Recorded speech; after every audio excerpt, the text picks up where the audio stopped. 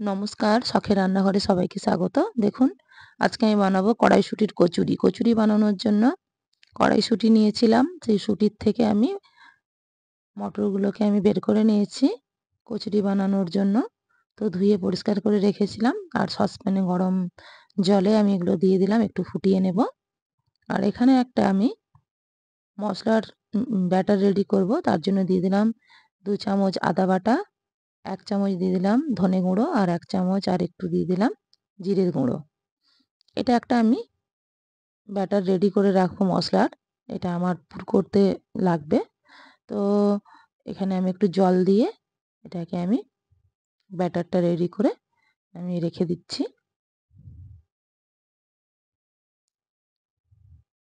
কড়াইশুঁটি কিন্তু খুব বেশি সেদ্ধ করব না, হালকা সেদ্ধ যেটাকে বলা হয় ভাপিয়ে নেওয়া, সেটাই আমি করছি। তো দেখুন, কড়াইশুঁটি কিন্তু ভাপানো হয়ে গেছে। তো এবারে এটাকে আমি জল থেকে ছেঁকে রেখে দেব। তো ছাঁকনি নিয়েছি, ছেঁকে আমি এটাকে ঠান্ডা করতে দেব। ঠান্ডা হয়ে গেলে তারপরে এটাকে আমি এর একটা পেস্ট বানাবো। তো এখানে আমি কড়াইশুঁটিগুলো ঠান্ডা হয়ে গেছিলো, ব্লেন্ডারে নিয়ে নিয়েছি। আর এখানে আমি দিয়ে দিলাম 3টে কাঁচা লঙ্কা, আপনারা ঝাল বুঝে দেবেন। তো একটু জল দিয়ে একেবারেই মিহি পেস্ট বানাবো। মিহি পেস্ট যদি না হয় তাহলে কিন্তু, যদি দানা দানা থাকে তাহলে বেলতে গেলে কিন্তু কচুরিগুলো কিন্তু ফুটো হয়ে যাবে। দেখুন, কালারটাও কিন্তু সবুজই আছে, কোনো কিন্তু কালারের কিন্তু পরিবর্তন হয়নি। এভাবেই আমি করেছি। আপনারাও কিন্তু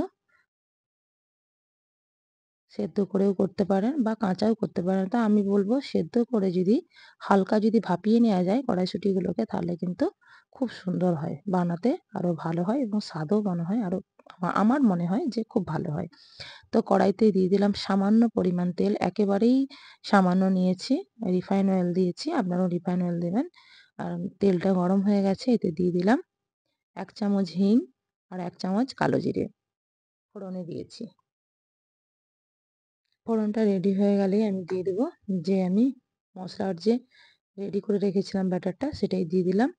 একটু ভালো করে এটাকে আমি রেডি হয়ে গেলেই মশলাটা, এরপরে দিয়ে দিচ্ছি আমি কড়াইশুঁটির যে পেস্ট বানিয়েছিলাম সেইটাই এখন আমি দিয়ে দিলাম। কড়াইশুঁটির কচুরি কিন্তু শীতের দিনে ভীষণই ভালো লাগে সবাইয়ের, আর অত্যন্ত একটা লোভনীয় খাবার। তো শীত পড়েছে মানে কড়াইশুঁটির কচুরি হবে না, সেটা তো আর হয় না। তো তার জন্যেই এখানে আমার প্রস্তুতি চলছে। এখানে দিয়ে দিলাম আমি স্বাদ মতো নুন, আর দিয়ে দেবো সামান্য পরিমাণ চিনি। কড়াইশুঁটিগুলো এত মিষ্টি, ভীষণই মিষ্টি, তবুও আমি সব কিছু ব্যালেন্স করার জন্য সামান্য পরিমাণ, একেবারেই সামান্য পরিমাণ একটু চিনি দিয়েছি, আপনারা নাও দিতে পারেন। আর এখানে দিয়ে দিচ্ছি আমি ছাতু 2 চামচ, শুধুমাত্র এটার মানে বাইন্ডিংটা ঠিক করার জন্যই দিলাম। তো আপনারাও চেষ্টা করবেন এখানে একটু ছাতু ব্যবহার করার জন্য, তাহলে কিন্তু খুব ভালো হবে। তো দেখুন, পুর আমার কিন্তু একেবারেই রেডি। একটু আমি সুন্দরভাবে এটা দেখতেই পেয়েছেন কিভাবে করেছি, একেবারে স্মুথ হয়েছে, সিল্কি হয়েছে, দেখেই বুঝতে পারছেন। এবারে আমি এটাকে তুলে নেব। একেবারেই রেডি হয়ে গেছে আমার কড়াইশুঁটির কচুরির জন্য পুর। পুরটা দেখেই মনে হচ্ছে পারফেক্ট হয়েছে একেবারেই। কচুরি বানানোর জন্য আমি একটা ময়দার ডো বানাবো। তার জন্য নিয়ে নিলাম এখানে আমি 350 গ্রাম মতো ময়দা। আর এখানে দিয়ে দিচ্ছি আমি স্বাদ মতো নুন, আর দিয়ে দেবো গরম তেল। তেল বা ঘি, আপনারা ঘিও দিতে পারেন বা রিফাইন অয়েলও দিতে পারেন। আমি একেবারেই গরম তেল 2 চামচ দিয়ে দেবো। এটা বুঝতেই পারছেন, বড় যে চামচ হয় সেই চামচের 2 চামচ। আপনারা এটা পরিমাণ বুঝে দেবেন, খুব বেশি একদম দেওয়ার দরকার নেই। এটাকে আমি চামচ দিয়ে, যেহেতু গরম, তো চামচ দিয়ে একটু নেড়ে নিলাম।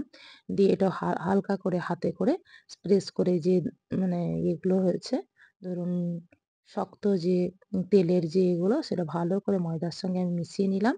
আর এখানে আমি দিয়ে দিলাম এখানে 4 চামচ মতো সুজি।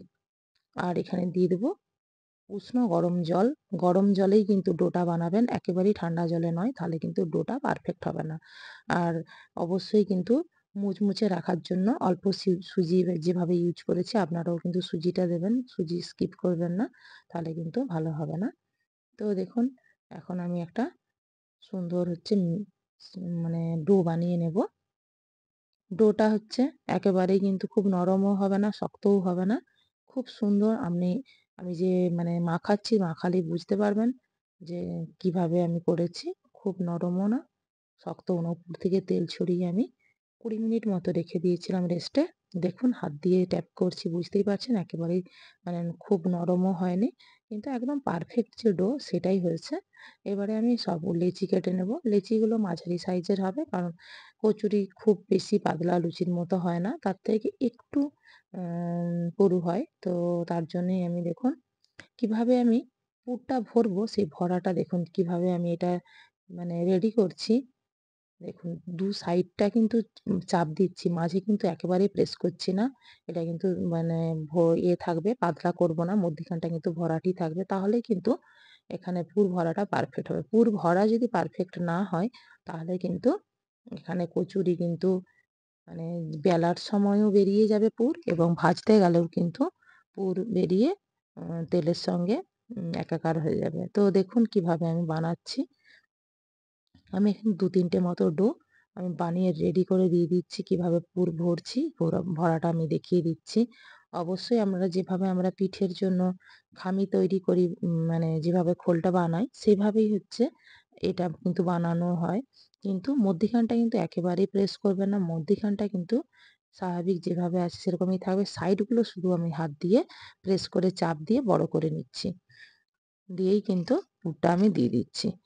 ২-৩ টে আমি দেখিয়ে দিচ্ছি। তাহলে আপনারা যে অনেকেই বলেন যে পুর ভরতে বেলতে যেয়ে বেরিয়ে যায় পুর, বা ভাজতে গিয়ে ফেটে যায়। কিন্তু এই প্রবলেমটা যদি পুরটা ঠিকঠাক যদি ভরানো যায়, তাহলে কিন্তু এই প্রবলেমটা কিন্তু একেবারেই হবে না। কারণ আমার এখানে ১২ টা মতো লিচি হয়েছিল। তো প্রত্যেকটা মানে কচুরি কিন্তু পারফেক্ট হয়েছে।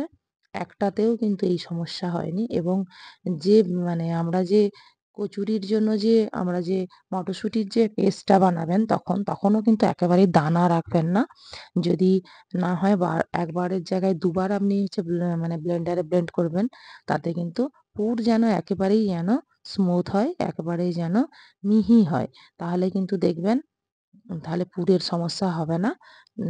মানে যে দানা থাকলে, শক্ত দানা থাকলে, দানা থাকলে কি হয়? বেলতে গেলে ফুটো হয়ে যায়, সেটাও হবে না। আর পুরটা কিভাবে ভরছি আপনারা দেখতেই পাচ্ছেন। এখানে কিন্তু মানে এইভাবেই যেভাবে করছি সেভাবেই করবেন, তাহলে দেখবেন একেবারে কিন্তু পারফেক্ট হবে। কোনো সমস্যাই হবে না। কচুরি বানানোর কোনো ঝামেলাই থাকবে না। প্রত্যেকটা আমার ডো রেডি হয়ে গেছে। ১২ টার মতো এখানে আমার কচুরি হয়েছে। তো প্রত্যেকটাকেই আমি হালকা চাপ দিয়ে বেলে নেব। একটু তেল বুলিয়ে নিয়ে করবেন সবসময়, তাহলে কি হয় ভালো হবে। একটার সঙ্গে একটা মানে লেগেও যাবে না। আমি কিন্তু দেখুন, এবং বেলতেও সুবিধে হবে। আর অবশ্যই কিন্তু ডোটা পারফেক্ট হতে হবে। ডো যদি পারফেক্ট হয়, শক্ত বা নরম কোনোটাই না, মাঝারি থাকতে হবে। তাহলেই কিন্তু ভালো হবে। যে একেবারেই শক্ত তা না, নরম হবে। খুব নরম না, মোটামুটি। দেখেই বুঝতে পেরেছেন আমি যখন ডোটা করি। তো এইভাবে থিকনেসটা এভাবেই হবে। তো খুব বেশি পাতলাও না, খুব বেশি মোটাও না। প্রত্যেকটাই আমার কিন্তু বেলা হয়ে গেছে। রেডি, বেলে নিয়েছি। কড়াইতে তেল গরম করতে দিয়ে দিয়েছিলাম। তেল গরম হয়ে গেছে। এবারে প্রত্যেকটা কচুরি আমি আস্তে, আস্তে করে ভেজে নেব। যখন ভাজবেন তখন উপর থেকে একটু করে যতটা ফুলে গেল, ফোলানোর জন্য এরকম সাইড থেকে তেল ছিটিয়ে দেবেন। দেখবেন পুরো কচুরিটাই কিন্তু ফুলে যাবে। আর এত সুন্দর মানে হয়েছে কচুরিগুলো, একেবারেই পারফেক্ট। মানে বলে বোঝানো যাবে না। আমি যেভাবে করলাম পুরো প্রসেসটাই যদি ফলো করে থাকেন, তাহলে আমি বলব কোনো সমস্যাই হবে না। আপনারাও কিন্তু ইজিলি এই কচুরি বানাতে পারবেন। তো দেখুন ১ম থেকে শেষ পর্যন্ত আশা করছি আপনারা দেখবেন। দেখলে উপকৃত হবেন। যদি মনে হয় যে ভালো মোটামুটি করতে পেরেছি, আপনাদের কোনো কিছু কাজে লাগে, সুবিধে হয়, তাহলে অবশ্যই কিন্তু লাইক, কমেন্ট ও শেয়ার করবেন, আর সাবস্ক্রাইব করবেন। দেখুন প্রত্যেকটাই কচুরি কিন্তু আমার হয়ে গেছে। আমি কিন্তু এবারে আমি ভেঙে দেখাচ্ছি কতটা মানে সুন্দর হয়েছে, এবং পুরটাও কিন্তু আমি কতটা পারফেক্ট ভেতরে ছড়িয়ে গেছে সেটা দেখলেই আপনারা বুঝতে পারবেন। একটা আমি কেটে দেখাচ্ছি। অবশ্যই কিন্তু আমার পাশে থাকবেন, লাইক, কমেন্ট, শেয়ার করবেন। নমস্কার।